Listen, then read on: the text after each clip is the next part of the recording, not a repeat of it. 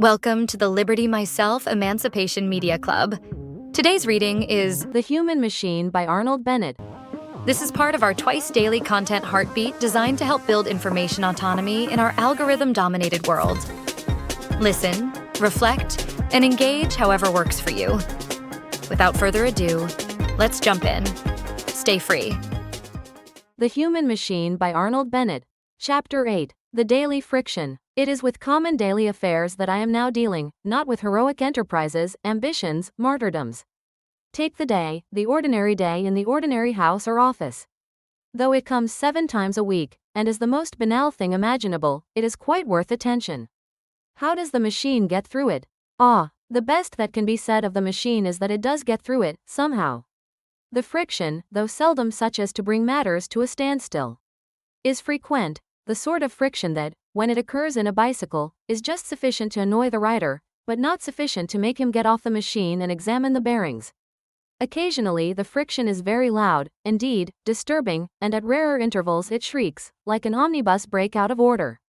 You know those days when you have the sensation that life is not large enough to contain the household or the office staff, when the business of intercourse may be compared to the maneuvers of 2 people who, having awakened with a bad headache, are obliged to dress simultaneously in a very small bedroom. After you with that towel, in accents of bitter, grinding politeness. If you could kindly move your things off this chair, in a voice that would blow brains out if it were a bullet. I venture to say that you know those days. But, you reply, such days are few. Usually, the friction, though less intense, is still proceeding. We grow accustomed to it. We scarcely notice it, as a person in a stuffy chamber will scarcely notice the stuffiness.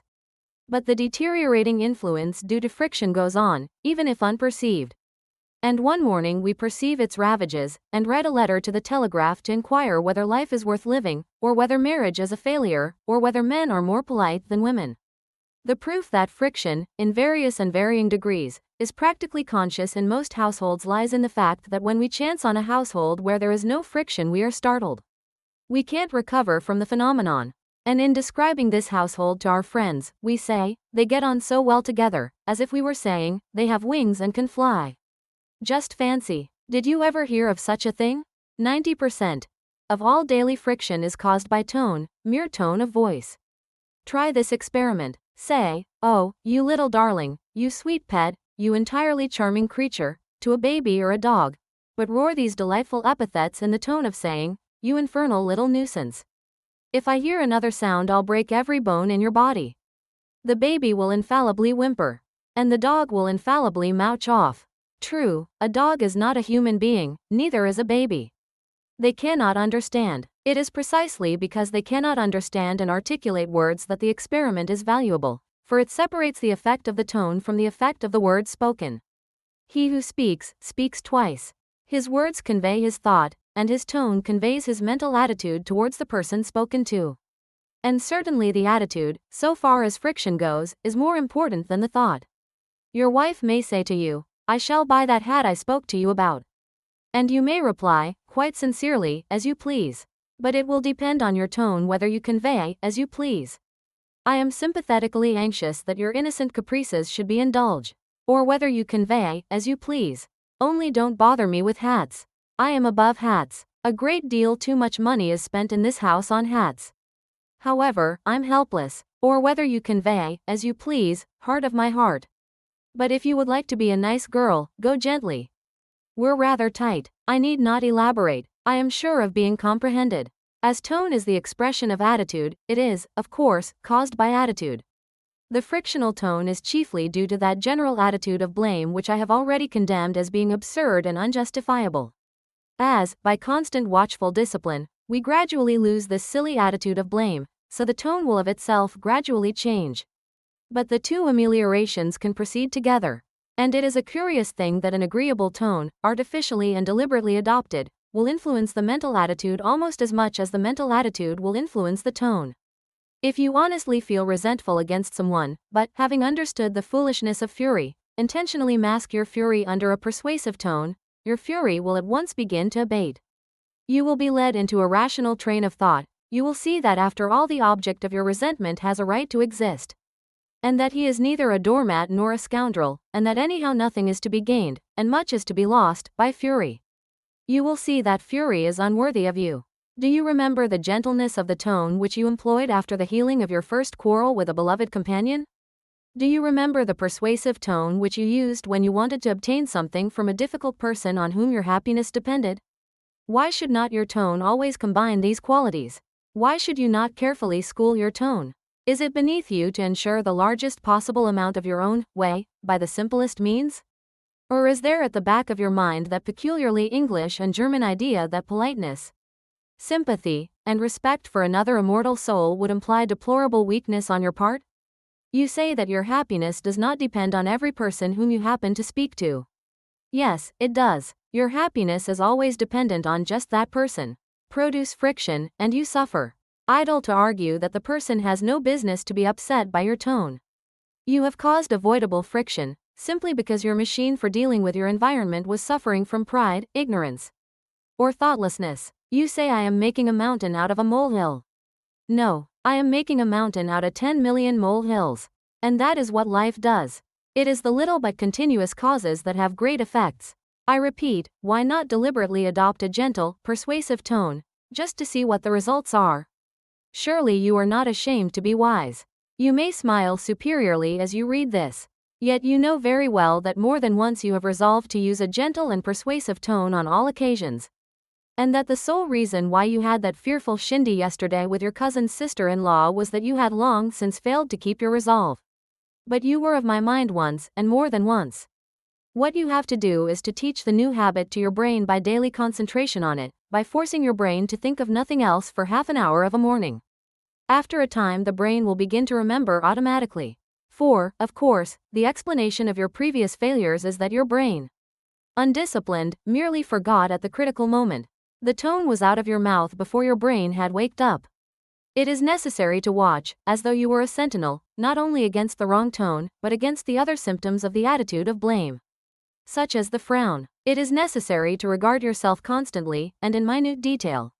You lie in bed for half an hour and enthusiastically concentrate on this beautiful new scheme of the right tone. You rise, and because you don't achieve a proper elegance of necktie at the first knotting, you frown and swear and clench your teeth. There is a symptom of the wrong attitude towards your environment. You are awake, but your brain isn't. It is in such a symptom that you may judge yourself. And not a trifling symptom either. If you will frown at a necktie, if you will use language to a necktie which no gentleman should use to a necktie, what will you be capable of to a responsible being? Yes, it is very difficult. But it can be done. Chapter 9. Fire. In this business of daily living, of ordinary usage of the machine in hourly intercourse, there occurs sometimes a phenomenon which is the cause of a great deal of trouble, and the result of a very ill-tended machine. It is a phenomenon impossible to ignore, and yet, so shameful is it, so degrading, so shocking, so miserable, that I hesitate to mention it. For one class of reader is certain to ridicule me, loftily saying, one really doesn't expect to find this sort of thing in print nowadays. And another class of reader is certain to get angry. Nevertheless, as one of my main objects in the present book is to discuss matters which people don't talk about, I shall discuss this matter. But my diffidence in doing so is such that I must approach it deviously, describing it first by means of a figure. Imagine that, looking at a man's house, you suddenly perceive it to be on fire. The flame is scarcely perceptible. You could put it out if you had a free hand. But you have not got a free hand. It is his house, not yours. He may or may not know that his house is burning. You are aware, by experience, however, that if you directed his attention to the flame, the effect of your warning would be exceedingly singular, almost incredible. For the effect would be that he would instantly begin to strike matches, pour on petroleum, and fan the flame, violently resenting interference. Therefore you can only stand and watch, hoping that he will notice the flames before they are beyond control, and extinguish them. The probability is, however, that he will notice the flames too late. And powerless to avert disaster, you are condemned, therefore, to watch the damage of valuable property. The flames leap higher and higher, and they do not die down till they have burned themselves out. You avert your gaze from the spectacle, and until you are gone the owner of the house pretends that nothing has occurred. When alone he curses himself for his carelessness. The foregoing is meant to be a description of what happens when a man passes through the incendiary experience known as losing his temper. There, the cat of my chapter is out of the bag. A man who has lost his temper is simply being burnt out. His constitutes one of the most curious and, for everybody, humiliating spectacles that life offers. It is an insurrection, a boiling over, a sweeping storm. Dignity, common sense, justice are shriveled up and destroyed. Anarchy reigns. The devil has broken his chain. Instinct is stamping on the face of reason. And in that man civilization has temporarily receded millions of years. Of course, the thing amounts to a nervous disease, and I think it is almost universal. You at once protest that you never lose your temper, haven't lost your temper for ages. But do you not mean that you have not smashed furniture for ages? These fires are of varying intensities. Some of them burn very dully. Yet they burn. One man loses his temper, another is merely ruffled. But the event is the same in kind. When you are ruffled, when you are conscious of a resentful vibration that surprises all your being, when your voice changes, when you notice a change in the demeanor of your companion, who sees that he has touched a tender point, you may not go to the length of smashing furniture, but you have had a fire, and your dignity is damaged. You admit it to yourself afterwards. I am sure you know what I mean. And I am nearly sure that you, with your courageous candor, will admit that from time to time you suffer from these mysterious fires. Temper, one of the plagues of human society, is generally held to be incurable, save by the vague process of exercising self-control, a process which seldom has any beneficial results. It is regarded now as smallpox used to be regarded, as a visitation of Providence, which must be borne. But I do not hold it to be incurable. I am convinced that it is permanently curable. And its eminent importance as a nuisance to mankind at large deserves, I think, that it should receive particular attention. Anyhow, I am strongly against the visitation of Providence theory, as being unscientific, primitive, and conducive to unashamed laissez-aller. A man can be master in his own house. If he cannot be master by simple force of will, he can be master by ruse and wile. I would employ cleverness to maintain the throne of reason when it is likely to be upset in the mind by one of these devastating and disgraceful insurrections of brute instinct. It is useless for a man in the habit of losing or mislaying his temper to argue with himself that such a proceeding is folly, that it serves no end, and does nothing but harm. It is useless for him to argue that in allowing his temper to stray he is probably guilty of cruelty, and certainly guilty of injustice to those persons who are forced to witness the loss. It is useless for him to argue that a man of uncertain temper in a house is like a man who goes about a house with a loaded revolver sticking from his pocket, and that all considerations of fairness and reason have to be subordinated in that house to the fear of the revolver, and that such peace as is maintained in that house is often a shameful and an unjust peace. These arguments will not be strong enough to prevail against one of the most powerful and capricious of all habits. This habit must be met and conquered, and it can be, by an even more powerful quality in the human mind, I mean the universal human horror of looking ridiculous. The man who loses his temper often thinks he is doing something rather fine and majestic. On the contrary, so far as this from being the fact, he is merely making an ass of himself. He is merely parading himself as an undignified fool, as that supremely contemptible figure, a grown-up baby.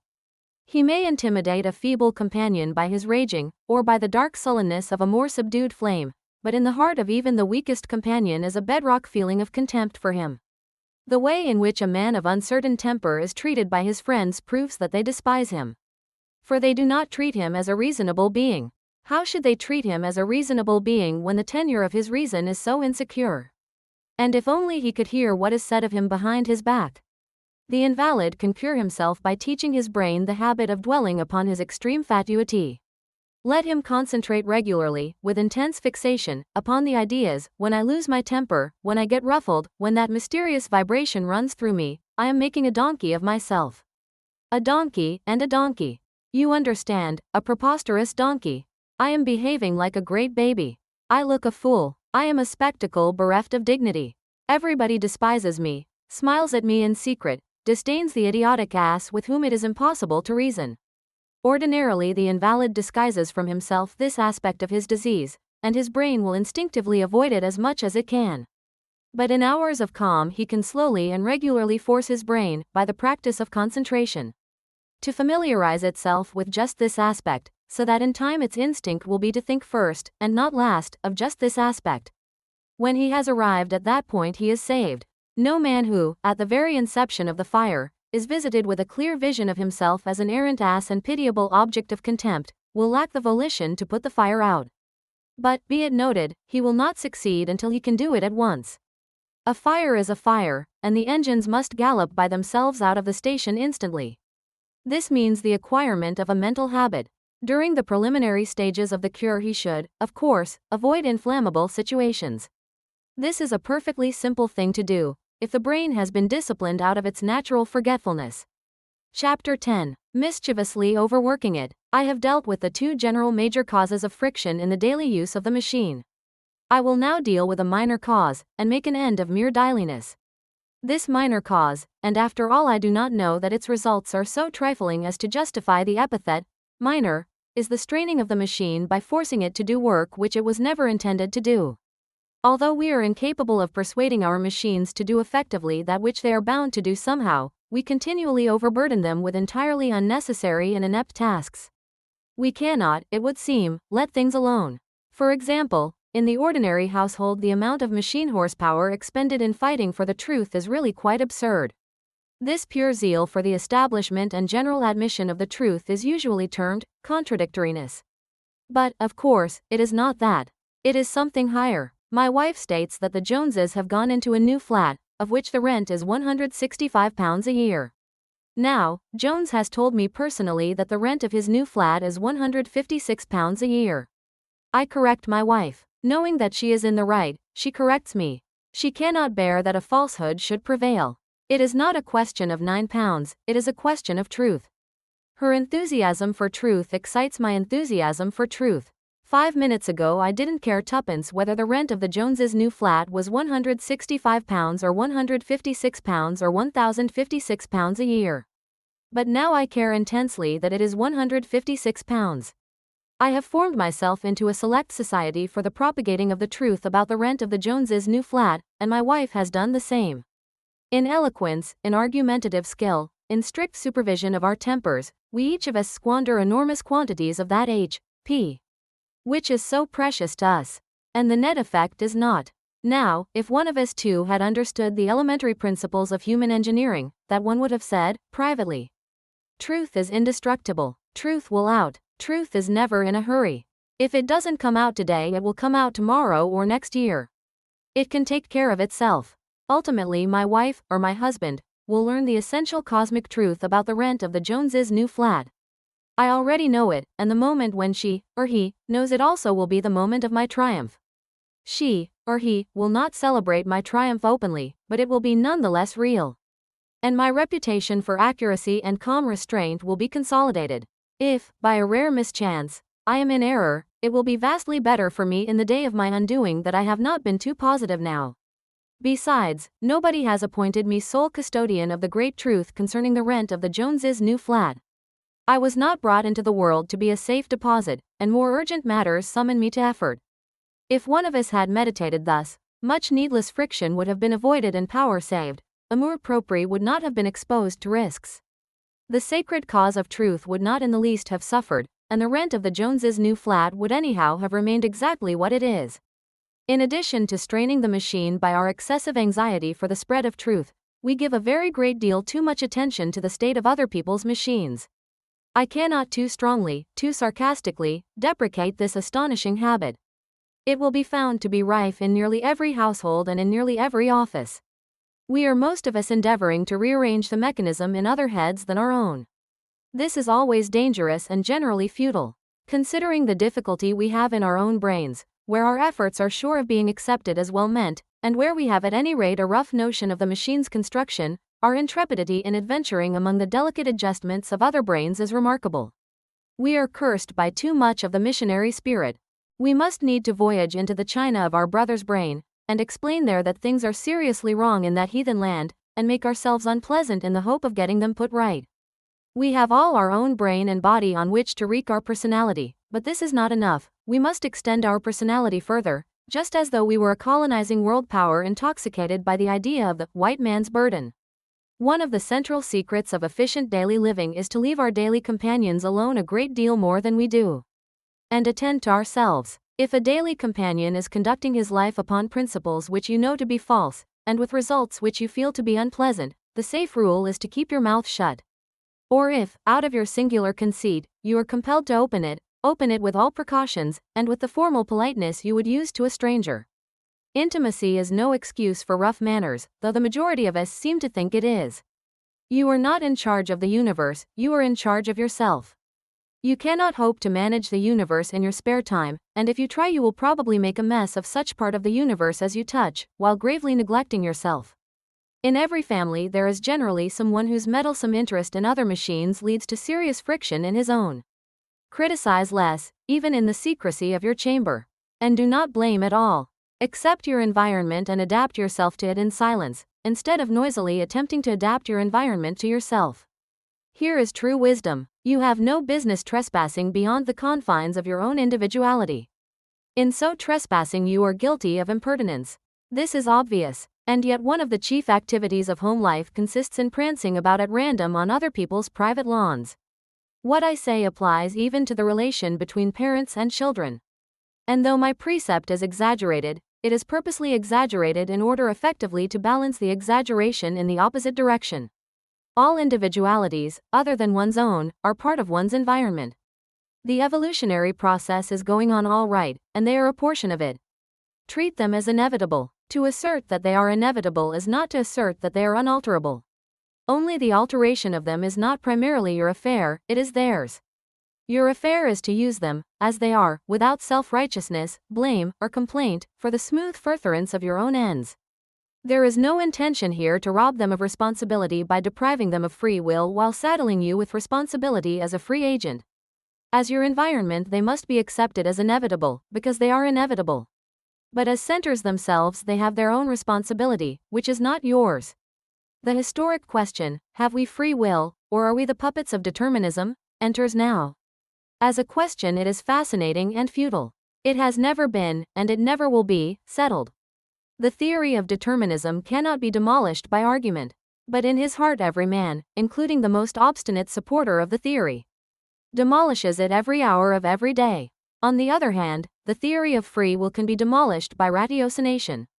So much the worse for ratiocination. If we regard ourselves as free agents, and the personalities surrounding us as the puppets of determinism, we shall have arrived at the working compromise from which the finest results of living can be obtained. The philosophic experience of centuries, if it has proved anything, has proved this. And the man who acts upon it in the common, banal contracts and collisions of the difficult experiment which we call daily life, will speedily become convinced of its practical worth. Chapter 12. An interest in life. After a certain period of mental discipline, of deliberate habit forming and habit breaking, such as I have been indicating, a man will begin to acquire at any rate a superficial knowledge, a nodding acquaintance, with that wonderful and mysterious affair, his brain, and he will also begin to perceive how important a factor in daily life is the control of his brain. He will assuredly be surprised at the miracles which lie between his collar and his hat, in that queer box that he calls his head. For the effects that can be accomplished by mere steady, persistent thinking must appear to be miracles to apprentices in the practice of thought. When once a man, having passed an unhappy day because his clumsy, negligent brain forgot to control his instincts at a critical moment, has said to his brain, I will force you, by concentrating you on that particular point, to act efficiently the next time similar circumstances arise, and when he has carried out his intention, and when the awkward circumstances have recurred, and his brain, disciplined, has done its work, and so prevented unhappiness, then that man will regard his brain with a new eye. By Jove, he will say, I've stopped one source of unhappiness, anyway. There was a time when I should have made a fool of myself in a little domestic crisis such as today's. But I have gone safely through it. I am all right. She is all right. The atmosphere is not dangerous with undischarged electricity. And all because my brain, being in proper condition, watched firmly over my instincts. I must keep this up. He will peer into that brain more and more. He will see more and more of its possibilities. He will have a new and a supreme interest in life. A garden is a fairly interesting thing.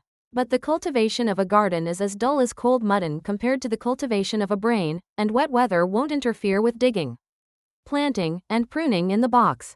In due season the man whose hobby is his brain will gradually settle down into a daily routine, with which routine he will start the day. The idea at the back of the mind of the ordinary man, by the ordinary man I mean the man whose brain is not his hobby, is almost always this: there are several things at present hanging over me: worries, unfulfilled ambitions, unrealized desires. As soon as these things are definitely settled, then I shall begin to live and enjoy myself. That is the ordinary man's usual idea. He has it from his youth to his old age. He is invariably waiting for something to happen before he really begins to live. I am sure that if you are an ordinary man, of course, you aren't, I know, you will admit that this is true of you. You exist in the hope that one day things will be sufficiently smoothed out for you to begin to live. That is just where you differ from the man whose brain is his hobby. His daily routine consists in a meditation in the following vein: this day is before me.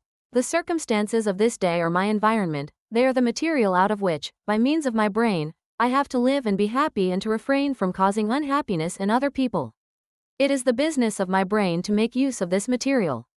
My brain is in its box for that sole purpose.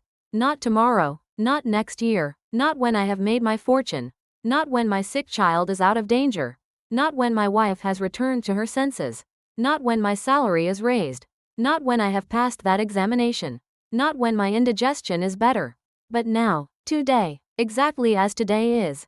The facts of today, which in my unregeneracy I regarded primarily as anxieties, nuisances, impediments, I now regard as so much raw material from which my brain has to weave a tissue of life that is comely. And then he foresees the day as well as he can. His experience teaches him where he will have difficulty, and he administers to his brain the lessons of which it will have most need. He carefully looks the machine over, and arranges it specially for the sort of road which he knows that it will have to traverse. And especially he readjusts his point of view, for his point of view is continually getting wrong.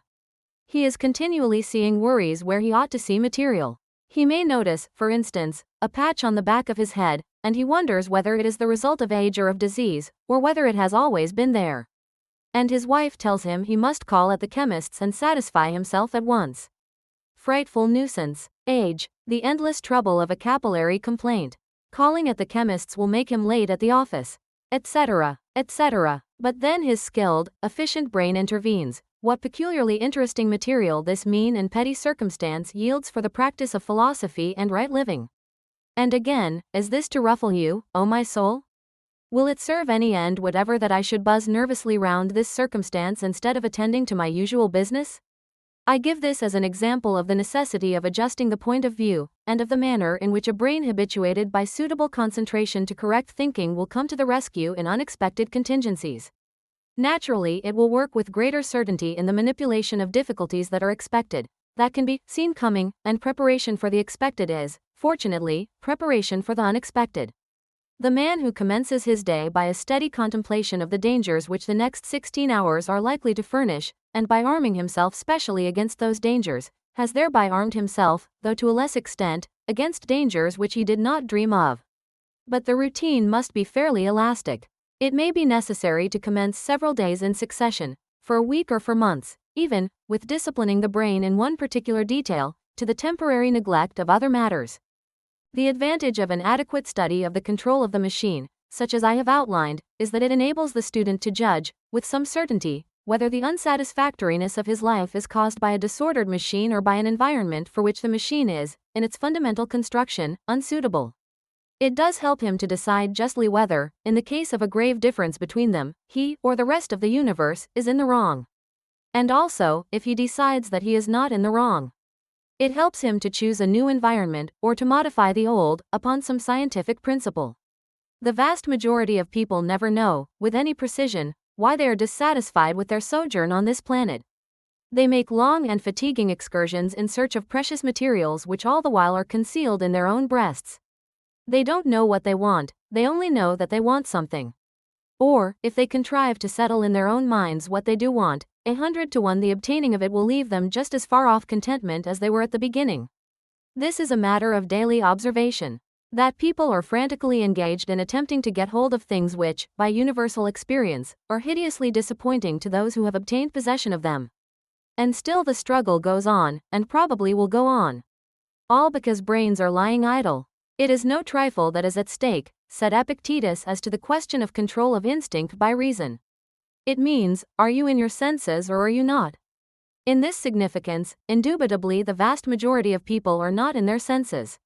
Otherwise they would not behave as they do, so vaguely, so happy-go-luckily, so blindly. But the man whose brain is in working order emphatically is in his senses. And when a man, by means of the efficiency of his brain, has put his reason in definite command over his instincts, he at once sees things in a truer perspective than was before possible, and therefore he is able to set a just value upon the various parts which go to make up his environment. If, for instance, he lives in London, and is aware of constant friction, he will be led to examine the claims of London as a mecca for intelligent persons. He may say to himself, there is something wrong, and the seed of trouble is not in the machine. London compels me to tolerate dirt, darkness, ugliness, strain, tedious daily journeyings, and general expensiveness. What does London give me in exchange? And he may decide that, as London offers him nothing special in exchange except the glamour of London and an occasional seat at a good concert or a bad play, he may get a better return for his expenditure of brains, nerves, and money in the provinces.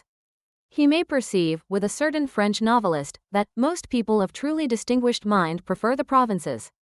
And he may then actually, in obedience to reason, quit the deceptions of London with a tranquil heart, sure of his diagnosis. Whereas a man who had not devoted much time to the care of his mental machinery could not screw himself up to the step, partly from lack of resolution, and partly because he had never examined the sources of his unhappiness. A man who, not having full control of his machine, is consistently dissatisfied with his existence, is like a man who is being secretly poisoned and cannot decide with what or by whom. And so he has no middle course between absolute starvation and a continuance of poisoning.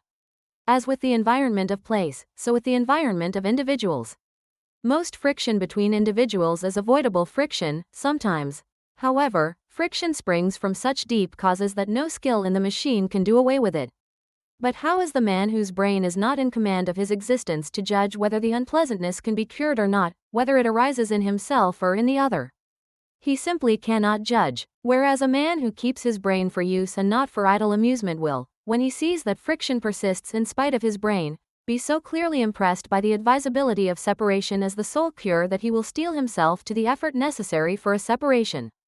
One of the chief advantages of an efficient brain is that an efficient brain is capable of acting with firmness and resolution, partly, of course, because it has been toned up, but more because its operations are not confused by the interference of mere instincts. Thirdly, there is the environment of one's general purpose in life, which is, I feel convinced, far more often hopelessly wrong and futile than either the environment of situation or the environment of individuals. I will be bold enough to say that quite 70% of ambition is never realized at all, and that 99% of all realized ambition is fruitless. In other words, that a gigantic sacrifice of the present to the future is always going on. And here again the utility of brain discipline is most strikingly shown. A man whose first business it is every day to concentrate his mind on the proper performance of that particular day, must necessarily conserve his interest in the present. It is impossible that his perspective should become so warped that he will devote, say, 55 years of his career to problematical preparations for his comfort and his glory during the final 10 years.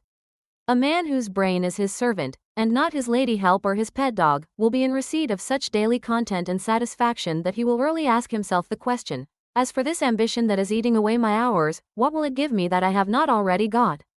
Further, the steady development of interest in the hobby, call it, of common sense daily living will act as an automatic test of any ambition. If an ambition survives and flourishes on the top of that daily cultivation of the machine, then the owner of the ambition may be sure that it is a genuine and an invincible ambition, and he may pursue it in full faith. His developed care for the present will prevent him from making his ambition an altar on which the whole of the present is to be offered up. I shall be told that I want to do away with ambition, and that ambition is the great motive power of existence, and that therefore I am an enemy of society and the truth is not in me. But I do not want to do away with ambition. What I say is that current ambitions usually result in disappointment, that they usually mean the complete distortion of a life. This is an incontestable fact, and the reason of it is that ambitions are chosen either without knowledge of their real value or without knowledge of what they will cost. A disciplined brain will at once show the unnecessariness of most ambitions, and will ensure that the remainder shall be conducted with reason. It will also convince its possessor that the ambition to live strictly according to the highest common sense during the next 24 hours is an ambition that needs a lot of beating. To reflect, what if the greatest limitations of your machine aren't its flaws, but the parts you've never learned to use? This has been an EMC reading from Liberty Myself. To learn more about our project to create decentralized media alternatives, visit libertymyself.com. By creating Liberty Myself, we create liberty for all.